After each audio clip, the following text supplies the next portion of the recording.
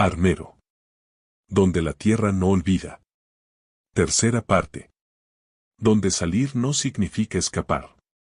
La trampa de la esperanza. En Armero, el error fundamental de los vivos no es cruzar la frontera de lo prohibido. El verdadero error, el más letal de todos, es creer que puedes irte exactamente igual a como llegaste. El lugar no solo toma fotos o videos, toma fragmentos de la esencia de quienes se atreven a profanarlo con la mirada de la curiosidad superficial. Tras el impacto del coro de voces que exigía su permanencia, el entorno sufrió una nueva metamorfosis. Pero esta vez, el cambio no fue hacia lo grotesco, sino hacia una normalidad sospechosa. Las cruces, que segundos antes formaban un ejército infinito y geométrico, regresaron a su estado anterior, desgastadas, asimétricas y tragadas por la maleza. El cielo recuperó su profundidad natural y el aire, antes estancado, comenzó a moverse con una brisa ligera. Y lo más importante, apareció un camino. Era una senda clara, casi iluminada por la luz agonizante del crepúsculo. Por aquí. Es por aquí. Gritó Mateo con los pulmones ardiendo por el pánico. Valeria no dudó ni un segundo.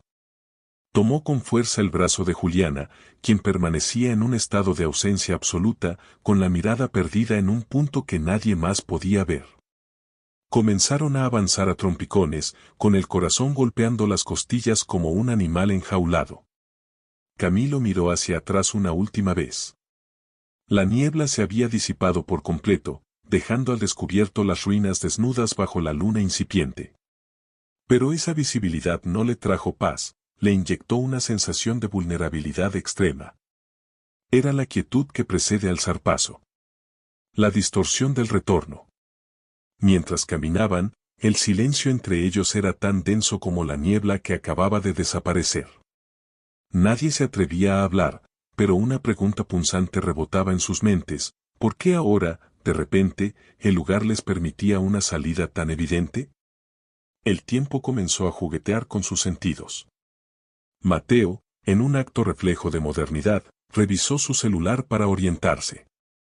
La pantalla marcaba las 6:02 de la tarde. Parpadeó, sintiendo un sudor frío recorrer su nuca. Al mirar de nuevo, los números habían retrocedido, 4:17 de la tarde. Un tercer vistazo devolvió la cifra a las 6:02 de la tarde. Esto no es real, nada de esto está pasando de verdad, susurró Mateo para sí mismo. Nadie respondió. En ese momento, la confirmación de la locura era más aterradora que la locura misma. Fue entonces cuando apareció el sonido final. Detrás de ellos, a una distancia constante, se escuchaban pasos. Pasos lentos, pesados, que aplastaban la hojarasca seca con una cadencia deliberada. No se sentían como pasos de alguien que persigue para cazar, sino de alguien que acompaña para escoltar. Era una presencia que se aseguraba de que cumplieran con el rito de salida, como un anfitrión oscuro despidiendo a unos invitados que ya no les sirven. La caminata se estiró en el tiempo. Avanzaron durante lo que sus relojes decían que eran minutos, pero sus cuerpos experimentaban como horas de agotamiento físico y mental. El camino era recto, de una rectitud antinatural, sin una sola bifurcación o piedra que los hiciera desviar el rumbo. Y finalmente, lo vieron, el límite. El mismo punto por donde habían entrado horas antes, cuando todavía creían que el mundo era un lugar lógico. El cruce del umbral. El pánico final se desató. Corrieron. Corrieron ignorando el dolor en los pulmones y el peso de sus ropas empapadas de sudor frío. No miraron atrás, no se detuvieron a recoger nada, no pensaron en las consecuencias. Pasaron el límite invisible que separaba el campo de ruinas de la carretera principal, y en ese instante preciso, el mundo se detuvo. Llegó el silencio. Pero no el silencio opresivo de adentro, sino uno natural. El viento volvió a sonar entre las copas de los árboles con un tono familiar. Los sonidos lejanos del tráfico, el canto de un pájaro nocturno y el rumor de los insectos regresaron. Todo lo que el lugar les había robado les fue devuelto en una ráfaga de normalidad que se sintió como una bofetada. Se detuvieron a la orilla del camino, respirando con una agitación que rozaba la hiperventilación. Se miraron los unos a los otros, buscando en los rostros de sus compañeros la prueba de que no habían muerto en esa tierra negra. Estaban afuera. Estaban a salvo. O eso querían creer. Empezaron a contarse, casi con miedo de emitir los números en voz alta. 1, dijo Mateo señalándose a sí mismo. 2, continuó Camilo. 3, dijo Valeria, sin soltar a Juliana. 4, susurró Juliana con una voz que no parecía la suya. Faltaba alguien. Andrés. La mirada colectiva se perdió en la oscuridad del camino que acababan de recorrer. Nadie pronunció su nombre, pero la certeza se instaló en el centro del grupo como una losa de concreto. Andrés no iba a salir. El lugar ya lo había reclamado, y el intercambio estaba sellado. La semilla del horror. De pronto, Juliana reaccionó. Dio un respingo violento, como si acabara de despertar de una pesadilla para caer en otra peor. Respiró profundamente, llenando sus pulmones de ese aire que ahora sí se sentía limpio, y miró a sus amigos con una expresión de reproche que los heló. ¿Por qué no me dejaron?, preguntó. Un silencio incómodo y cargado de sospecha cayó sobre ellos. ¿Dejarte qué, Juliana? Casi te sacamos a rastras, respondió Valeria, con la voz quebrada. Juliana no respondió de inmediato. Giró la cabeza hacia las ruinas de Armero, donde las sombras parecían ahora más largas y hambrientas. Ellos no querían que me fuera.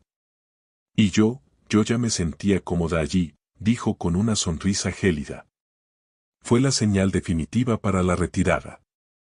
Se alejaron de allí sin despedirse del lugar, sin mirar demasiado por el retrovisor del vehículo. Algo en sus instintos más primarios les advertía que mirar de más hacia atrás era invitar a lo que sea que los estuviera observando a saltar dentro del coche. El viaje de regreso fue una procesión fúnebre. Nadie puso música para aliviar la tensión. Nadie revisó sus redes sociales para compartir la aventura. Nadie quiso romper el cristal de silencio que se había formado entre ellos, por miedo a que los pedazos los cortaran. La primera noche de regreso, nadie durmió bien. Pero Juliana no cerró los ojos en absoluto. Las secuelas de lo invisible. Los días siguientes trajeron los primeros síntomas de que la salida física no había sido suficiente. Mateo empezó a escuchar cosas en su propia casa. No eran voces claras, sino susurros que parecían provenir de detrás de las paredes, pasos lentos que imitaban la cadencia rítmica de los golpes que escucharon en el suelo de Armero. Camilo, el hombre que vivía a través de un lente, dejó de grabar por completo. Vendió su equipo y nunca más volvió a usar una cámara, ni siquiera la de su teléfono. Decía que temía lo que el sensor pudiera captar en los espacios vacíos de su habitación. Valeria desarrolló una fobia paralizante a la soledad. El silencio se convirtió en su mayor enemigo, porque en la ausencia de ruido, su mente reproducía con una fidelidad aterradora el coro de voces que le pedía que se quedara. Pero lo de Juliana era, sin duda, lo peor. Su cambio fue estructural. No hablaba igual, no reaccionaba a los chistes, no miraba a las personas a los ojos, sino a un punto ligeramente por encima de sus hombros. El detalle más perturbador era su sonrisa. A veces sonreía sin razón alguna frente a una pared vacía y decía frases que erizaban la piel, aquí también hay. Yo los escucho. A veces los veo caminar por el pasillo. Pasaron las semanas y luego los meses. Intentaron seguir con sus vidas, trabajar, salir, existir. Pero la experiencia no se disolvió en el olvido. Se quedó allí, como una mancha de aceite que se expande lentamente sobre el lienzo de su cotidianidad. El retorno mental. Un día, mientras estaban reunidos intentando aparentar normalidad, Camilo soltó una frase que nadie esperaba y que todos temían: tenemos que volver. La reacción fue inmediata y violenta. ¿Estás loco? Casi no salimos de allí, gritó Mateo. ¿Para qué querrías volver a ese infierno? Preguntó Valeria con lágrimas en los ojos. La respuesta de Camilo fue corta y devastadora, porque nunca salimos de verdad. El silencio que siguió fue pesado, real, casi sólido. La duda comenzó a carcomerlos. ¿Y si Camilo tenía razón? ¿Y si la salida perfecta, el camino recto y la normalidad recuperada no fueron más que una ilusión diseñada para que se bajaran la guardia? Al analizarlo, se dieron cuenta de que todos habían vuelto a Armero, no físicamente, sino mentalmente. Sus pensamientos siempre orbitaban el mismo punto. La salida había sido demasiado fácil, demasiado oportuna. En su conclusión más oscura, entendieron que no escaparon porque fueran más fuertes o rápidos, salieron porque el lugar decidió dejarlos ir. ¿Y cuál sería el propósito de dejar ir a una presa? Juliana respondió sin que nadie se lo preguntara, con esa voz plana que ahora la caracterizaba, porque uno de nosotros se quedó para siempre. Y los demás, somos solo el vehículo para que el resto de ellos pueda ver el mundo exterior a través de nuestros ojos. La evidencia final. Nadie volvió a hablar después de esa tarde. Sin embargo, unos días después, Mateo tuvo el valor de revisar los archivos que Camilo había querido borrar. Miró las grabaciones de aquella noche con una lupa digital, frame por frame. Lo que vio le quitó las ganas de volver a dormir. No estaban solos en ninguna de las tomas. En cada segundo de video, detrás de ellos, entre las cruces, al borde de la carretera, había decenas de figuras. Sombras que no eran manchas de la lente, sino presencias con volumen que los rodeaban con una curiosidad predadora. Y en una de las últimas tomas, justo antes de que la cámara se apagara por la falla técnica, apareció Andrés. Pero no era el Andrés que ellos conocieron. Estaba de pie entre ellos, a centímetros de Valeria, pero nadie en el video parecía notarlo. No estaba vivo, su piel tenía el color de la ceniza y el barro seco. Miraba directamente a la cámara con una intensidad inhumana. Y estaba sonriendo. El peso del silencio. Hoy, ninguno de ellos ha vuelto a mencionar la palabra armero con normalidad. Cuando alguien pronuncia el nombre en una conversación casual, ellos simplemente callan. Se quedan en un silencio que es, en realidad, un grito ahogado. Juliana ya no puede vivir sola, necesita ruido constante para no escuchar las voces que la reclaman. Mateo duerme con todas las luces de su casa encendidas, temiendo que la oscuridad sea un portal de regreso. Camilo evita cualquier lugar que guarde un mínimo de silencio. Valeria no vuelve a pisar un lugar abierto si no está rodeada de gente. Todos coinciden en algo que va más allá de la lógica. Lo que vivieron no fue un susto de carretera, ni sugestión colectiva, ni una mala pasada de la imaginación. Fue un encuentro con una conciencia antigua que los vio, los escuchó, los evaluó y decidió, por razones que solo pertenecen a la tierra, dejarlos caminar un poco más por este mundo. Cabe destacar que este relato, aunque narrado con los tintes del horror, encuentra sus raíces en la memoria histórica de una tragedia real que marcó a Colombia. Los testimonios de quienes visitan la zona suelen coincidir en una carga energética difícil de explicar, recordándonos que donde hubo tanto dolor, la tierra realmente no olvida. Ahora, respóndete esto a ti mismo: si un lugar decidiera soltar tu cuerpo, pero se quedará con una parte esencial de tu alma para alimentar su silencio, ¿serías capaz de darte cuenta antes de que el frío te consuma por completo?